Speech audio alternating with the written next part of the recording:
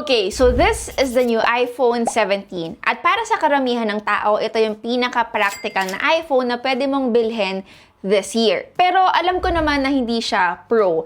Pero iba kasi yung leap forward na meron itong bagong iPhone 17 compared sa mga past-based iPhone models. Hindi na ganun kalaki yung gap kung i-compare natin siya dito sa bagong labas din na iPhone 17 Pro, wherein you are getting a 120Hz display, an upgraded ultra-wide and front camera, plus meron siyang mga features na wala yung iPhone 16 Pro last year na alam ko rin gusto nyong i-compare ko with this phone. So today, we are going to break that down. Design, display, camera, performance, battery, at syempre, how well it compares with the iPhone 16 Pro. And lastly, how is the value?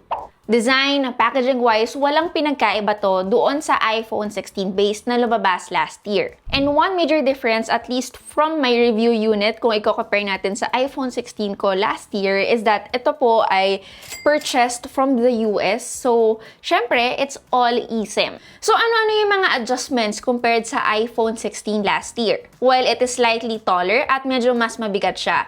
It's around 177 grams versus the 170 grams before. And kung i-compare natin siya sa 17 Pro, that one is 206 grams. So in terms of daily use, mas magaang at mas komportable rin gamitin itong iPhone 17. Not just that, the Pro also has that bold and industrial look, especially if you are opting for the silver version of this. The design is obviously not for everyone, pero the design of the iPhone 17, it is approachable, clean, and minimal. I think ang downside lang talaga dito is yung color options. At least for me, kasi yung iPhone 16 line before, ang gaganda ng vibrant finishes niya. This year, bumalik sila sa muted color palette. So aside from this white, meron din silang black, lavender, mist blue, and sage green. Personally, if hindi sage green yung bibili nyo, I would go for the white. It is the safest option, madaling bagayan ng case, malinis tignan. And hindi lang design options yung nagbago. And this year, mas manipes na rin yung bezels niya. So, hindi lang siya basa-basa premium looking but also functional. Obviously, mas maganda yung viewing angle and mas enjoyable because of the ProMotion display. Now, you're wondering, how about the cases? Well, obvious naman na yung sagot dito since, again, binago yung sizing niya. Bawal nyo nang gamitin yung mga previous iPhone 16 cases nyo dito sa iPhone 17 and vice versa. Not just that, even iPhone 16 tempered glass, ganyan, hindi mo rin yan pwedeng gamitin dito sa iPhone 17 because of the bigger display size. And speaking of, I got myself a Beats case. Hindi to sponsored, guys. Binili ko to sa Apple Store. And we all know Beats is owned by Apple.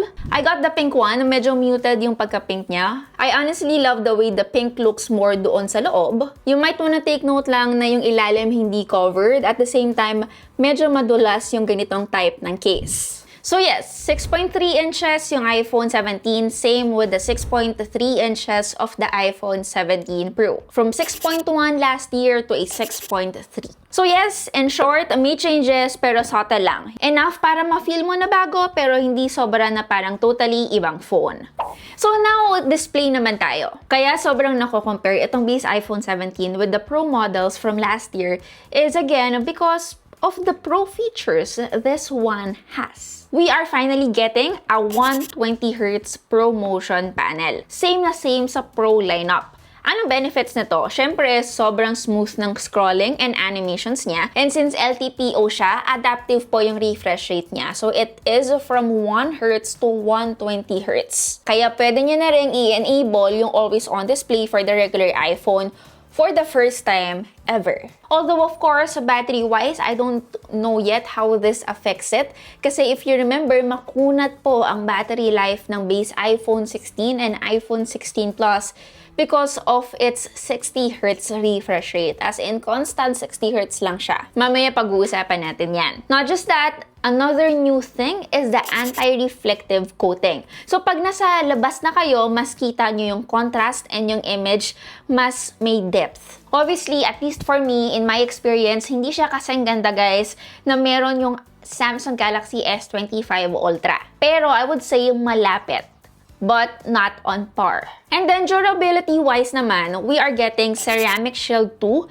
And ang kiniklaim ni Apple dito, it is 3 times more scratch resistance versus the previous versions. Before we proceed with the cameras, I have to say guys, nawala talaga yung attention ko sa base iPhone 17. Siguro dahil nga doon sa bagong iPhone Air na parang lahat talaga ng focus nasa kanya. Just because it is the first new iPhone in a while. Alam naman natin kasi when it comes to Apple, it's very rare that they will launch something really innovative. If I remember it correctly, it was the iPhone X that really made me excited before. And if I remember it correctly, it's also what kickstarted my YouTube channel. So yes, although we all look forward with the iPhone launch every year, medyo syempre we crave for something new. And that was this year.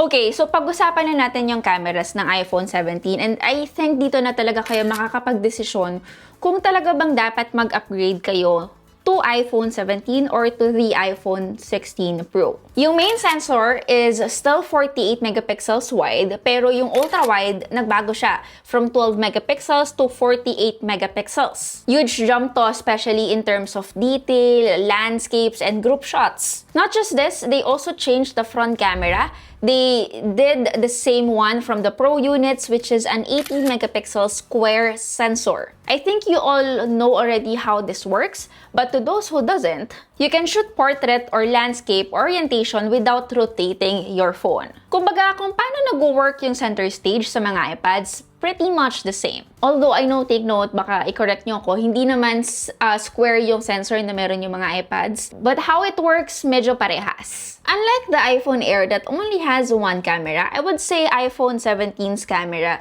is not bad. Versatile pa rin kahit papano. May option ka mag-ultra-wide, may option ka gamitin yung main camera, may option ka rin na mag-zoom at gamitin yung 2 times zoom niya. Sabi ni Apple, optical quality to kasi fusion camera yung main camera niya, wherein it crops a 12 megapixels image out of the center of that sensor without doing any resizing or pixel binning. Konting quality down lang kung i-compare natin sa kung ano yung quality na binibigay ng 1X niya. Okay, so these are the things you might want to take note of before you decide if you will be getting the iPhone 17 base or the iPhone 16 Pro in terms of cameras. Unang-una, itong iPhone 16 Pro, yung 1X niya, 24mm. So meaning, it is a bit wider compared to the iPhone 17 na 26mm yung 1X niya. So meaning, mas malapit ng konti. Very similar siya with how the iPhone Air main camera looks like. Hindi to masyadong issue sa iba, pero tignan nyo yung mga sample shots natin right now, mapapansin nyo yung mga photos na 1X ng iPhone 17, mas malapit ng onte compared sa iPhone 16 Pro. I know, 2mm difference is not much on paper, pero ito na, baka dito na kayo magkatalo. Telephoto lens. I don't think really everyone loves telephoto lens as much as they love ultra-wide. I would rather lose a telephoto lens than to lose an ultra-wide lens. And alam ko namang iba-iba tayo ng amat sa buhay, so i-weigh in nyo yan. Pero ito yung mga sample photos that the iPhone 16 Pro took compared to the iPhone 17. Makikita nyo na yung 5x optical ng iPhone 16 Pro, ibang-iba sa detalye na meron yung 5x digital ng iPhone 17. Although this is pretty much expected because again, we are comparing optical and a digital zoom. Yun lang syempre may LiDAR to, ito wala. It helps with faster and accurate autofocus. But again guys, for average consumers, hindi to sobrang importante. So anong advantage kung bibili nyo yung iPhone 17 in terms of cameras? Obviously, you are getting the best selfie, at least sa history ng iPhones. First time din to na may ganitong technology on a phone.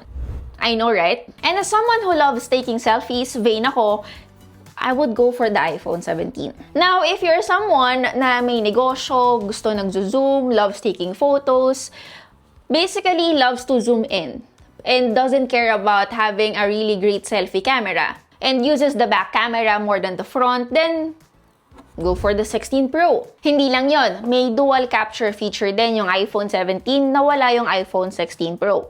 Although the dual capture mode is not really new, lagi namang may ganito sa mga Android phones. Not just that, pwede kayong gumamit ng third-party application para makagamit ng dual capture. Pero it's nice that we have it sa native camera app niya. So yes, if you love shooting telephoto and you are very much into shooting videos in log mode, you can always go for the iPhone 16 Pro.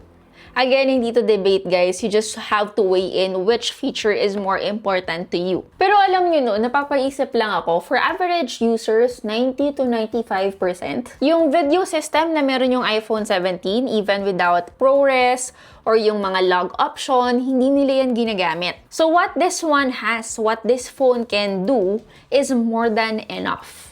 Now, let's talk performance. Again guys, this iPhone 17 is powered by A19 Bionic. And kung makikita nyo sa mga benchmarks online, it is 10 to 15% faster in terms of CPU compared to A18 Pro. 40% better naman in terms of GPU performance. And malaking difference yun, lalong-lalo na sa mga heavy task and gaming. In terms of thermals naman, I would say it is well managed. Compared kasi sa iPhone Air, okay naman yung experience ko sa iPhone Air, although I am reserving this on my full review sa ibang video. Mas madalas kasi sa iPhone Air, umiinat yung top part, yung camera plateau niya. Doon lang siya talaga umiinat na banda. Given then, of course, na halos lahat nung tech ay nandun sa camera plateau nung Air. Dito sa base iPhone 17, umiinat man siya, pero balanse all throughout the phone. Halos umaabot ng 46 degrees, then nagsastabilize na siya. Similar pa rin naman with other flagship phones. In terms of performance, I don't think you'll have any problem with the iPhone 17. And even if you are having a hard time choosing which to get, if this or the 16 Pro in terms of performance, both of these phones will give you flagship experience. I think magkakatalo na lang kayo, bukod sa camera, is really the battery life and the charging speed. So yes, bukod sa upgraded performance, upgraded din yung storage. Dito, medyo malaki yung difference nila. Yung 16 Pro kasi guys, ang base storage na option, 128GB. Yung Pro Max lang po, yung may 256GB na base variant. While yung iPhone 17 ngayon, hindi lang yung 17 Pro, 256GB na yung pinaka-base. Ibig sabihin, ito yung pinakamurang pwede nyong bilhin sa market. Hindi lang din yon, yung peak kasi ng iPhone 17 in terms of the charging speed, pwede yung 40 watts or higher na mga charger, which will give it at around 50% in just 20 minutes. Wherein unlike the iPhone 16 Pro na 30 watts, in 30 minutes, 50% of battery charge lang yung makukuha nyo. So obviously, iPhone 17 has a clear advantage in terms of wired charging over the iPhone 16 Pro. It's also been consistent since we've been charging the iPhone 17 from the moment we got it at least 4 times. The battery life is also decent. I wouldn't say top tier. Iba pa rin yung battery life na binigay sa akin ng iPhone 16 last year and ng 16 Plus. Pero syempre, hindi to argument ngayon kasi nga, 60Hz lang yun, so hindi pa rin siya ganun kagandang klase ng phone. But still, the all-day battery life is there and that is out of the box. Pero ang masasabi ko lang to officially end this video, dahil alam kong masyado na rin siyang mahaba, if you already have this phone, this specific phone, the iPhone 16 Pro, I wouldn't really recommend for you to get the iPhone 17. You will lose value. Mawawalan kayo ng pera because obviously, kailangan mong ibenta yung phone mo, tapos at some point, kailangan mo pa rin magdagdag. I believe the iPhone 16 Pro you currently have right now is still enough and can still last a few years unless may mangyari dyan or mabasag siya. However, if you have the iPhone 15 Pro and you want to go for this base iPhone 17, I would say it is an upgrade. But ang daming naka-older iPhones ngayon. Ang dami pa rin naka-iPhone 13, naka-iPhone 12, at naglo-look forward on upgrading their phone with the latest iPhone 17. If ganong phone kayo galing, the perfect phone for you to get is definitely this phone. It's the best value iPhone to get, and I would say tatagal to sa inyo ng sobra. Katulad ng mga lumang phones na hawak nyo din ngayon na tumagal din naman ng ilang taon. Hindi lang siya basta-basta 2 to 3 years commitment. It can be more. Pwedeng mas lagpas pa yan ng 4 na taon. Basta pasok pa yan sa iOS updates. Huwag kayong basta-basta mafo-FOMO sa mga videos ngayon porket may iPhone 17 na, yung 16 Pro nyo, i-upgrade nyo agad sa iPhone 17 base just because it has better selfie camera. And advice ko lang naman to, you don't always have to apply it. Again, if you have that extra cash, you can always do whatever you want. Anyway, that's basically it. Again, it's your Tech Girl Mary, and see you on our next video. Bye!